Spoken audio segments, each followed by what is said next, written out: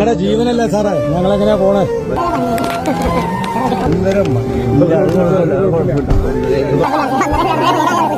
ഞങ്ങളുടെ ജീവനല്ലേ സാറേ, ഞങ്ങളെങ്ങനെയാ പോണേ? പാതിരാത്രി മിക്കവാറും നേരം വെളുക്കാനായ സമയത്ത് ഇദ്ദേഹത്തെ എയർപോർട്ടിൽ കാത്തു നിന്ന് ഇങ്ങനൊരു ഡയലോഗ് പറയാൻ കാണിച്ച ആ ഒരു സാഹചര്യം എന്തായിരിക്കും? നിങ്ങൾ അദ്ദേഹത്തിൻ്റെ മുഖത്തേക്കൊന്ന് നോക്കിയാൽ, കണ്ണുകളിലേക്കൊന്ന് ശ്രദ്ധിച്ചു നോക്കിയാൽ മനസ്സിലാവും.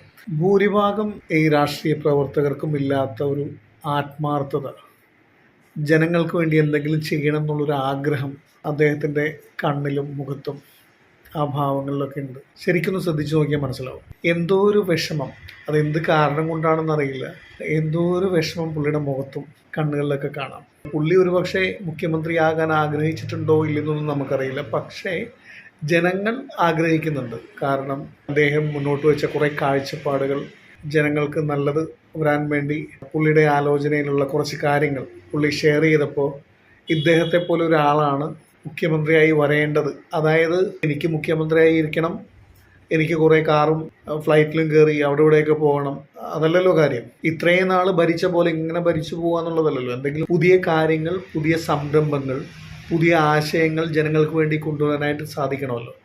അങ്ങനെ ഒരു ആശയം കൊണ്ടുവരാൻ സാധിക്കുന്ന ഒരാളാണ് ശ്രീ വി ഡി സതീശൻ എന്നുള്ളൊരു തോന്നൽ ഭൂരിഭാഗം നിഷ്പക്ഷരായ ജനങ്ങൾക്കും ഉണ്ട്. അപ്പോൾ ജനങ്ങൾ പറയുന്നതിൽ ജനങ്ങളെ കുറ്റം പറയാൻ പറ്റുമോ? പക്ഷേ എന്തോ ഒരു തീരുമാനം ഉണ്ടായിട്ടുണ്ട് ഹൈക്കമാൻഡിൻ്റെ ഭാഗത്ത്. പക്ഷേ അത് പുറത്തറിയിക്കാനായിട്ട് കുറച്ച് ദിവസങ്ങൾ കൂടി കാത്തിരിക്കേണ്ടി വരും.